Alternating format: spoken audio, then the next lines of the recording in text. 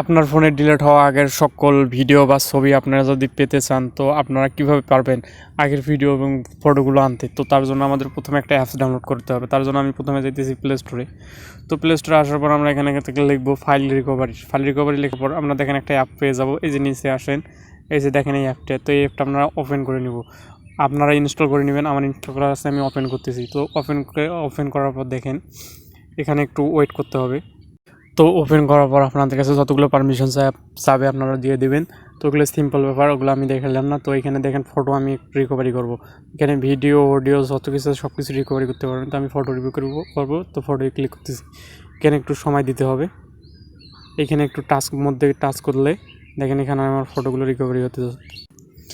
তো দেখেন এখানে আমি যতগুলো আমার ফটো ডিলিট করছি সবগুলো প্রায় এখানে আছে। তো এখানে আপনারা একটু খুঁজে খুঁজে সবগুলো বের করে নেবেন। তো আমার দেখেন অনেকগুলো কিছু এখানে আমি ডিলিট করছি যেগুলো এখনও এখানে আছে। তো এইভাবে আপনাদের ফটো বা ভিডিও আপনারা এই অ্যাপসের মাধ্যমে সব কিছু রিকভারি করে নিতে পারবেন।